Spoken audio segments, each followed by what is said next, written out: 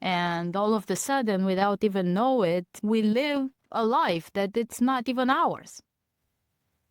Yeah. And it's that fear that's underneath all those beliefs. And the fear is of everything we are not. And all of that, you're right. It's like a melting pot of chaos that we end up. And it just, if we're meant to become more and do more and be more, that's when we get our wake up that we have to debunk those. Otherwise, we're going to carry on down that same old path. Yeah. Yeah. And how many millions of people on the planet are still living with that way? And yes, it is rough, and some days are still tough. And yet I feel like very blessed because I was given the opportunity, to the opportunity to challenge things. Yeah.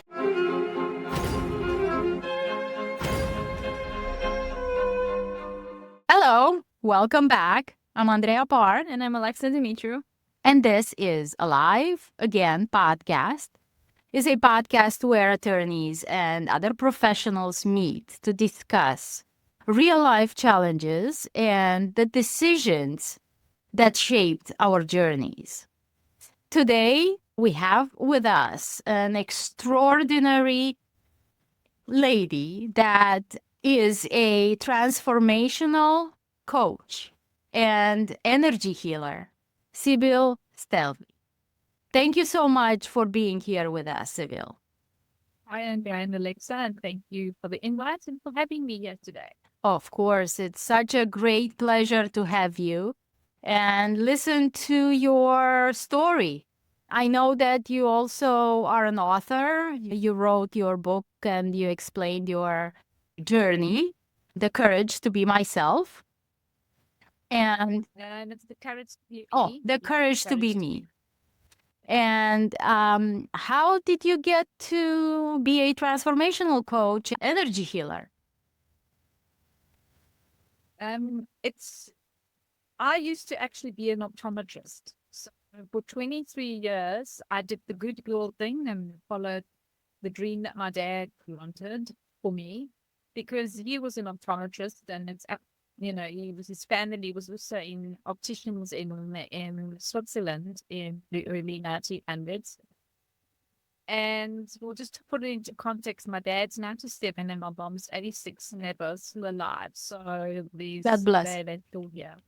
And so I did that and did the good girls thing for all of that and got married and had the two children and had them at private school and we had a house and everything and got into that whole trend of you get a career and you have a job and you do that until you retire and then you'll be sorted. Well, I don't quite fit into that category.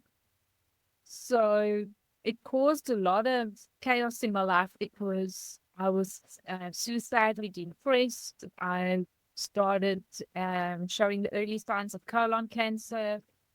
I didn't actually want to live anymore because I felt like I was completely off purpose. I was overwhelmed and exhausted, and I felt so lost and disconnected because in not being able to do what I wanted to do, and I felt like I really lost myself. I didn't know who I was. I didn't know what I wanted. I was stuck in a career where I was feeling completely unfulfilled. I actually hated my career. And the one scene I will always remember is my son walking in my bedroom on a Saturday morning where I had to go to work. Saturdays are a busy time when you're an optometrist because it's when people come and see you.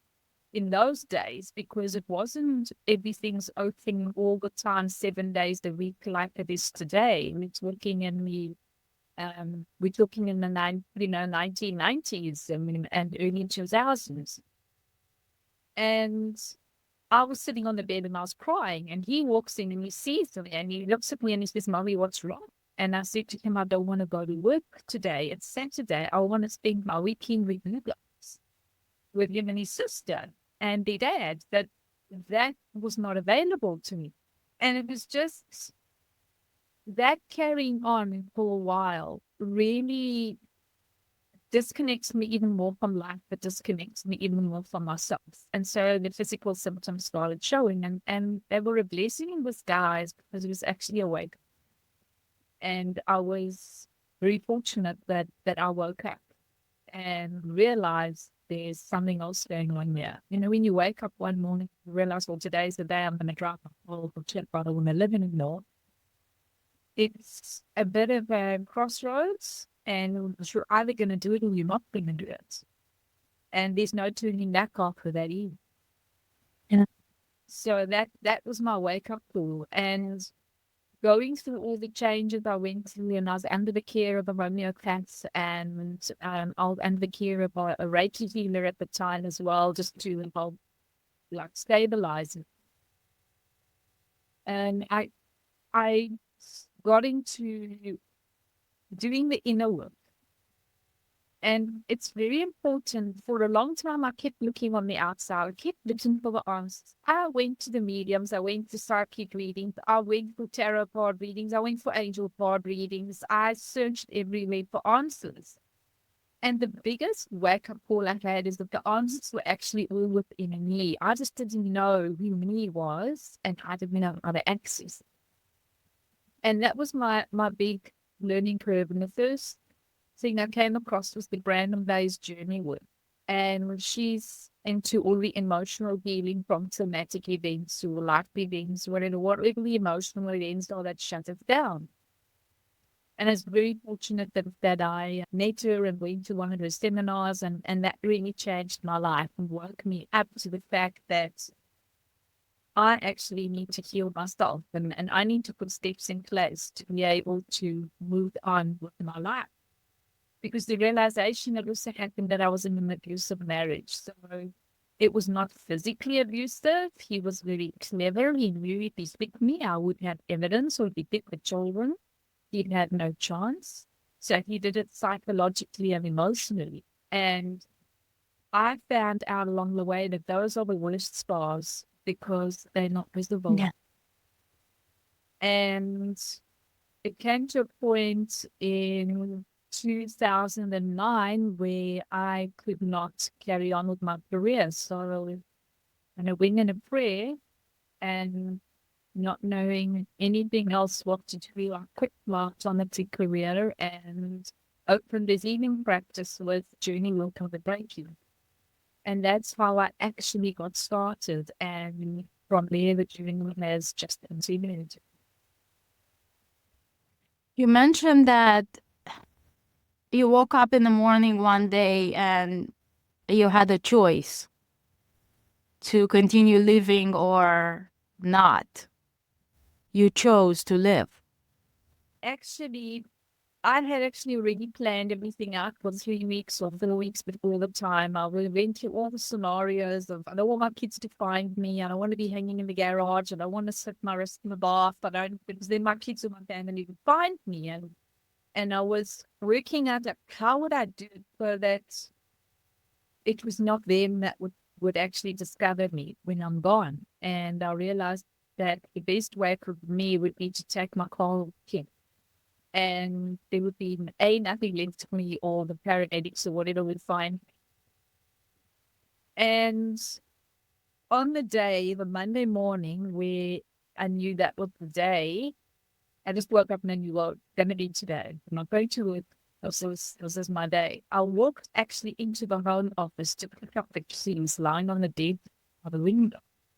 And instead of picking up the keys, I found my hand being placed on the phone, which was next to the keys. And it was the old phone where you had the receiver on the cradle and you dialed the numbers or push buttons. It's not the cell phone. It wasn't my cell phone. It was the regular landline. And because this was in August of 2000, this is when that turning point happened. And I found my hand being placed in the phone, and it literally stopped me in my tracks. It was like a pattern interrupt. I had a plan, then go in the office, pick up the keys, walk out the house, and never come back again. And instead I found my hand being placed on the phone and going, what is my hand doing here? I don't want to be here. All I want to do is get out. I realized later it was actually God that placed my hand on the phone because there was something greater than me that was doing this. I did not feel like I was in charge anymore. I had a plan, yet I was not in charge of the plan anymore. It was going to be a different plan. And it was in that moment when I heard myself, and it really felt like it was someone else doing this, picking up the phone and actually dialed my husband's work number. This was when the man I actually wanted to get away from, but I reached out to him. And I literally said to him, and I could hear the words like they were really coming from somewhere far away. There's someone else speaking the word that I don't want to go to work today. If I get into that car, I'm not coming home. I don't want to live in it. And all he asked me was, would I wait? Would I give him the 5 minutes? He was going to make a phone call, and would I give him the grace of 5 minutes and just wait by the phone? And it was like this other person said yes. And then I actually just found myself in shock on that floor and couldn't move. And I was sitting like frozen. And I was wondering what had actually happened because that I made a call for help instead of ending my life. And it kind of broke something open inside of me. And all that grief and all the pain and all the torments of living that lonely, miserable life as this ill, depressed, overweight woman just finally had kind of permission to break through, to come out, and the tears just flowed and flowed and flowed. And I was just sitting there and going, this isn't what I had planned. What's going on here? I was in such turmoil and such confusion. And then the phone rang, and that brought me out of my freak state. And it was my husband, and the section was who said, I've arranged with a homeopatist, you're going to go and see her immediately. And he only told me later on that he'd reached out to her because she'd recently stayed there all his life. And so he was reaching out to her now, and he was trusting her with my life. And really, Andreea, picking up those keys and getting into the car and going for help instead of driving over the cliff, I realized much later on was the first act of courage, of having the courage to choose to live, of having the courage to choose to find out who I am, of having the courage to choose to be me, instead of what everybody else expected me to be or wants them to be, or thought I should do. That was where that healing journey began, was with the homeopath, with the religious and with the journey word, with all of that. And then it was 9 years later, I then quit my career and started my own business because I realized that I'd been given a second chance at life. And how many of us that are in that suicidal depressed do get a second chance at it?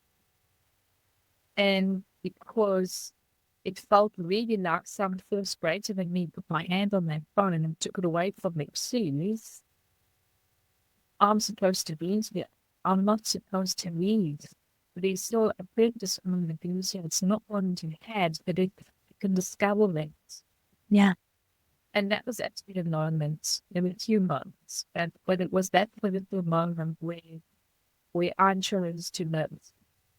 I chose to live. Hawking's research says that more than 80% of the world's population live below the level of courage on his consciousness scale. Means that we're all in denial, avoidance.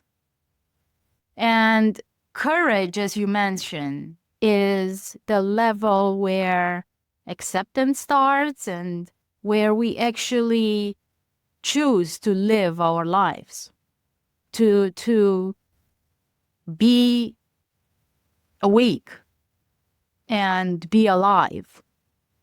But let me ask you something. What happened? Because clearly it was your higher self that made the choice.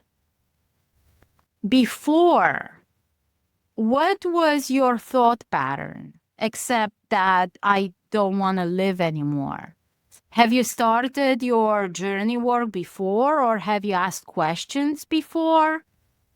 That's actually a really interesting question because we were living in a different place before when my daughter was born. And I had my two children very close together, so they were 18 months apart. And we were living in the country. I live in South Africa. Currently, I'm in Cape Town. We were up near Durban and those, and so it's further up the coast on the east coast of South Africa. We had no support system. My husband was studying, he's doing his master's in engineering. So I was bringing up two children, two tiny children alone. And my son was a year and a half, and my daughter popped in. So I had no support system. I had nothing. And in the evenings, when they were busy settling in for the night, I would walk outside and I would look at the sunset, the light of the sunset on the hills opposite us. And all I asked was, dear God, there's got to be more to life than this. Please help me. And every night for a year, I put that prayer out there. And when we came to Cape Town, soon after that is when this whole episode happened where I I had my hand put on the phone, I went for help, and then I got introduced to the Journey book. And when I read Brandon Bays' book, The Journey, I read it in one afternoon. It's the one afternoon I put my children in front of two movies on TV, and I said, right, this afternoon you get to watch movies. And I read the book and I literally cried from the front to the end of the book, and I finished the book in that afternoon. And it felt like I'd found the answer to what I was looking for. And so that's where where I knew that I was on the right path. And the questions started 2 years. Yeah. Because clearly you're here to guide people to life, to choose life. And what I realized, and what I realized is that everything in my business is now busy changing. I'm part of a spiritual directorship program with Dr. Vicky Jane Adams, who's in Australia. She has the Institute for Intuitive Intelligence. And having just learned from there the last year plus already, and we're finishing our postgrad now, and having learned from her, I've realized that I was in such exhaustion, such overwhelm. I was so lost, alone, and disconnected. I was self-sabotaging. It was just, and it was that chaos. I mean, my outside life looked like it was all on track. Yet the chaos inside and what I was dealing with at home and what I what I couldn't share at that time because it was too precarious with the marriage and everything like that. I had to get out first and make sure we were okay. That was so much chaos in my life. And I'm now rebranding it, the chaos disruptor, and looking at the different levels and layers and causes of chaos. And I just go back to my story and I was feeling at the time that I realized I was in the middle of all of that. And it truly is. When one's in the middle of something like that, you can't see the wood for the trees, because I was so in it. And a lot of us have a lot of pride. My family know really I was in an abusive marriage. I didn't let anybody know. I can't do it. What would people think? And I carried all that burden alone. And how I was going to get out there, and I couldn't see a way out anymore. And so I really had to learn to ask for help. And that was just taken to another level in 2016, 2017, when I went to bankruptcy. So everything I built up was literally wiped out from underneath me. And I was living in my car, or I was living wherever I had a place to stay. I lived in a backpacker for months just so that I can have a bed. And it really is like I had to learn how to ask for help. I wish I could have done that sooner. What would the outcome have been if I had done it sooner? And yet that was not the way it was going to be my journey. Yeah. And clearly it's for a reason, because I'm here to help people disrupt the causes of the chaos of what it is going on in their lives. And for some people, the cause of chaos could be that you just leave work late and you're stuck in the traffic and you come home, you're in a bad mood, you burn the dinner, and how great do you feel about yourself after that? Or, the kids are sick and you've got the laundry piling up and you still got all your work commitments going. And in my case, it was like a career and a marriage and a health crisis all came up at once. And those were all distant forms of chaos. And I think, why should I go and say something's going wrong with me? We live on social media. Everyone else seems to have life sorted. It's only me that's got this chaos and mess going on in my life. We don't want to show anybody because we think we're weak or we think it's wrong or it's our conditioning that we've had from our parents and, you're a failure or there's all these things that come up and they're really, really deep things that we've grown up with them. It comes through our ancestry, it comes through our lineage, it comes through what our parents have lived and whatever we've experienced in our life. It's not just a one-off thing. There's so many layers and aspects to all of this. That even like talking about chaos, there's so many layers and aspects just to chaos. And if we look at the way the world is today, and all the chaos that is out there, it's only a reflection of what's going on inside us. So when we can deal with our own chaos, we can remember the chaos are big. And also, it's one of the laws in the universe, as you've been so with it. So by dealing with the chaos inside myself, there's a kind of place of peace and completion on a lot of things. And life on the outside is starting to reflect what's shifted on the inside. Yeah. And really, the amount of overwhelm and exhaustion and anxiety and fear that is there is huge.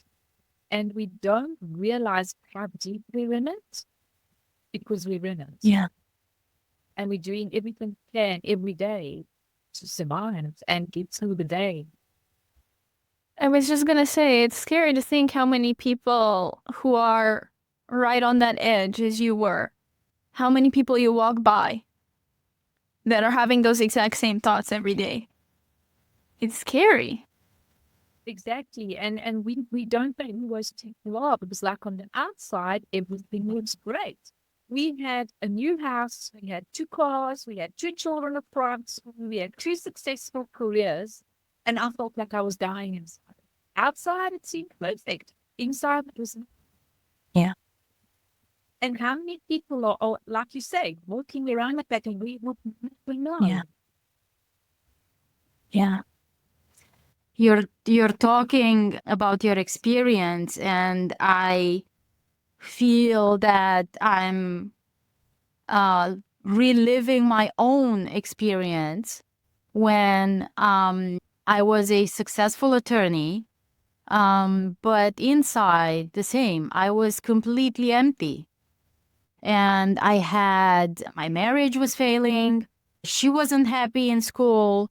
My business was struggling. I had a cancer scare all in the same time.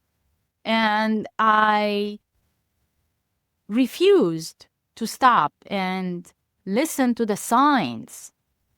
And until the experience with the being in prison came into my life that forced me to stop.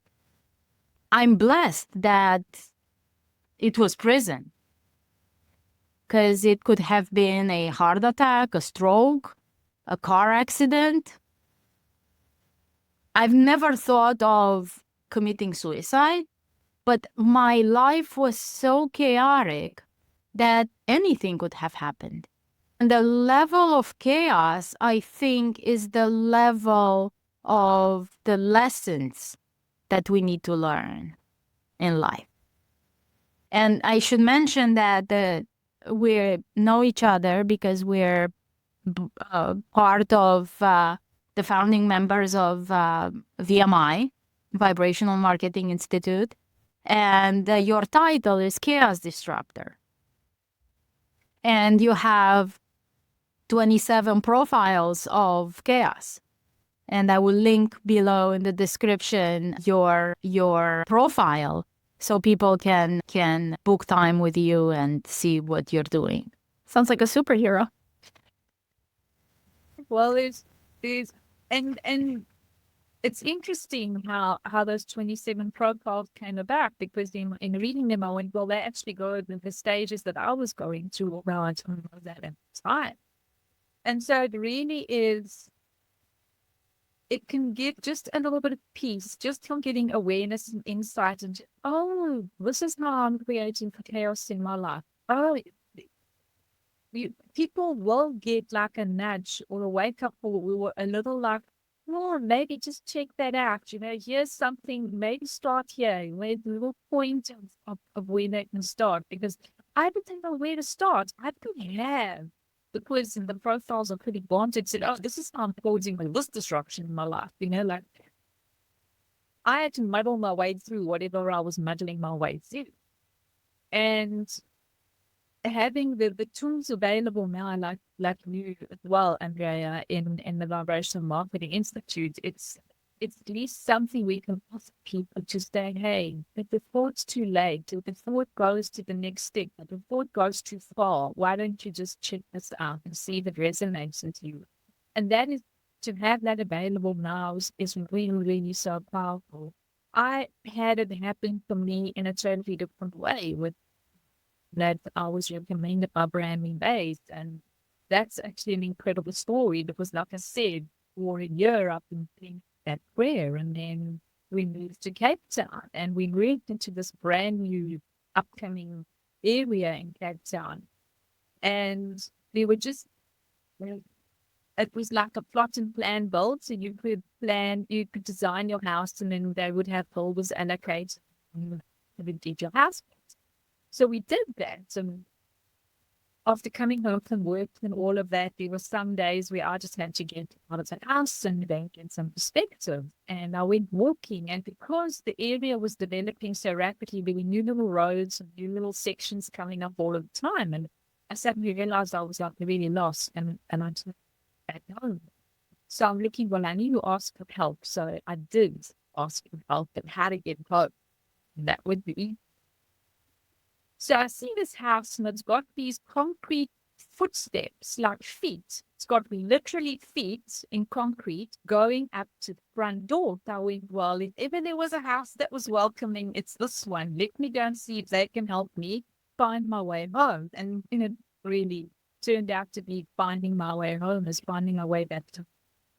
So I go up to the front door and I knock on the door, and this really lovely gentleman opens the door, and I hadn't even had a chance to say hello or anything. He looks at me and he says, hi, I don't know why I have to tell you this, but I have to tell you this. You need to read a book called The Journey by Brandon Bays. I've just finished it, and I'm really, really got this real big urge. You need to read this book. And he looks at me and he goes, oh, by the way, what are you here for? How can I help you? That was the second question. So I'm going, okay, well, I'd really like, I'm a bit lost here. I don't know how to get back to this on the street. So he shows me where to go. And that stayed with me. And about 2 or 3 days later, I literally went to the mall and I found the book. And that was the day I was going to keep the family movies. And I said, you watch your Disney movies? I'm going to read. And that is how that came into my life. Now we have a quiz, and it's lovely and all of that. Mine came through getting a book recommended. There's some guy we to ask for help to get home, and he tells me about the book. But I've been putting out a prayer for a year. Yeah. You never know how your prayers are going to be answered. And then wanting to take the keys, my hand gets put on the phone. And so all these little things, when you have a prayer that's deep enough, God will find a way to answer it. And you're not Clearly, yeah. still panic doing your thing. You're just going to get a louder wake up call, or you're going to get given a bigger platinum injury. Yeah. Did you ever go back to that house and tell that gentleman the story? I actually did. He did remember me, and I did thank him. I found my way back to his house, and I walked on those footsteps again, and I went to tell him thank you for the book and all of that. So yeah, we actually did see each other again. Really nice. Yeah, that's great. Yeah. You mentioned at the beginning that you were doing something that you didn't want to do. What would you be doing if you weren't, or what would you have done if you weren't an optometrist? When I was in starting my third last year of school, it was the year we had to do our subject choice for what we wanted to do after school. And my dream was to be a nature conservationist and work in the wild parks in Africa and do research on the wild animals and be involved with their relocation. And that was just, I wanted to work with the wild animals in Africa, and it's what I wanted to do. And I was just told straight away, there's no job like that for women. You'll be put into a souvenir shop and you'll be latched to progress from that. And that it shut down that entire dream because as girls in those days, we were not given access to that. And that was in 1980. And so I thought, okay, well, if I can't work with the wild animals, I'd like to go and be a vet. But at the same time, I started developing allergies to cats and horses and all those kinds of things. So I went, well, that's out of the window. But well, if I can't work with animals, I'll work with people. And I could feel the contractions in the vet coming. The shutdowns were happening. What I really wanted to do was not available. And my dad was not an optometrist, and I went, well, I can't go into nursing. I can't handle blood and bed plans. So I went, there's no ways I'm doing that. And I went, I can't work with little children. So I thought, well, then I'll check out what my father is doing. And I started working in his practice in pocket money. So I was doing typing and I was around the patients and I was seeing what he was doing. And he said to me, he said, it's a really good profession to have as a woman because if you want to go and have children, we can. You aeromedical, you're medical. So your basic testing sequence doesn't change. Yes, you're not in different frames or lenses or contact lenses that you can catch up with. You don't have to be studying again if you want to enter your career again. The only thing they didn't tell me is you have to sacrifice Saturday mornings. And eventually it became some Saturdays. And that is then actually what really overwhelmed me.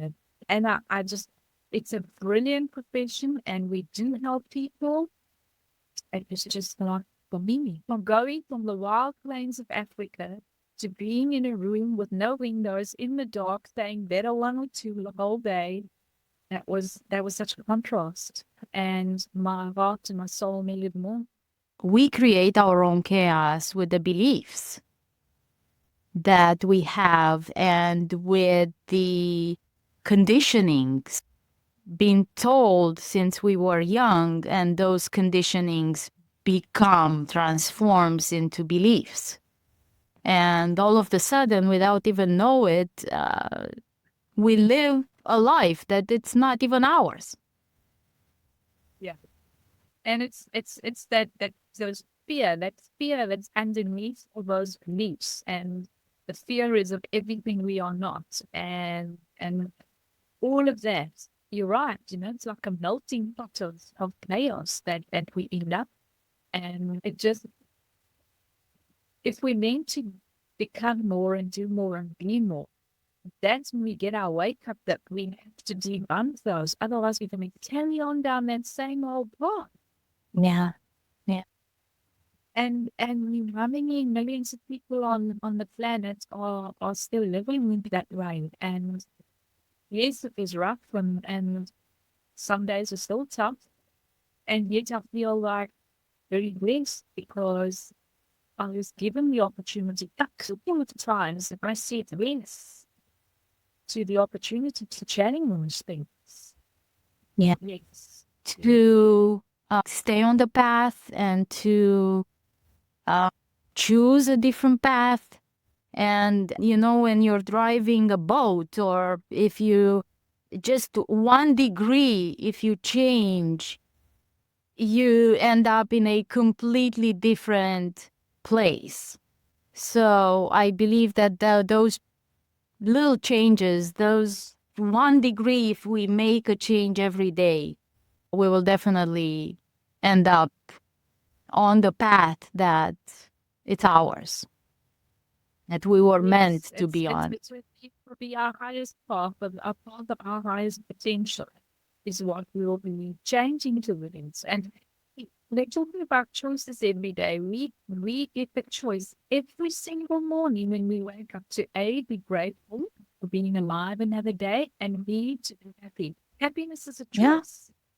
So just those, I mean, little tiny things like that, those are they seemingly little decisions we make, those small choices we make, they have huge impacts. Yeah. And just from the point of chaos is really just stopping. Stop and just breathe and go, is this what I chose for my life? And it's like just stop and just observe. You don't have to do anything, just observe what is going on in the different areas of my life. And is that what I must still choose? Because at any moment we have choice to choose something Yeah. different. We don't have to stay in that was conditioned into us like 13 years ago, 10 years ago. We can choose that we want something different, and just making the choice that we want something different is that one degree at your treatment. Just that one choice. Yeah. True. Simply as I'm not gonna let the chaos ruin my day. Yes.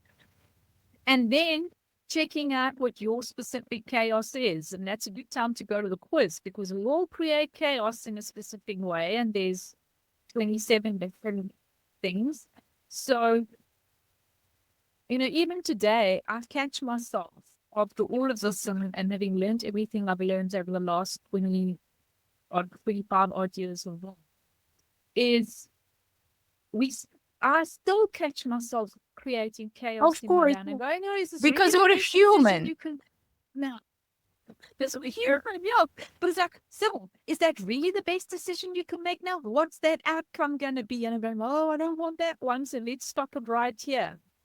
And I still have to make those choices every single Yeah. day. Yeah. Yeah. Few times a day, It's actually. it's ongoing the whole day, and it's really it's really the journey of letting go of the chaos, and in letting go of the chaos and a little bit more of the chaos every day, we can then finally discover more of who we are. And in discovering more of who we are, we're on that road to our higher, our best potential, and what it is that makes us fulfilled, our happiness, whatever it is that makes us happy. And we have to start somewhere. Yeah. And the first place is just to stop and just to say, how much chaos do I have in my life? And then ask, where do I begin? And that's just, and got to have starting point. And now that we are at the end of our episode, there is a question that I ask every guest, and I'm asking you. What is one activity in your life that makes you feel more alive? Being out in nature, wherever that may be. Feet on the ground or in the salt water of the ocean or wherever, just around hugging a tree, just out in nature is, it takes away the overwhelm that I still get into. It takes away that crazy humanness of something I still get stuck in, and just brings me back home again to who I really am. Yeah. Yeah. That's great. Sibylle, thank you so much for being here with us and for the great conversation. Thank you to you and the next. Thank you, our listeners, for listening. And for more guests and more conversations, please subscribe. Thank you so much. See you next week.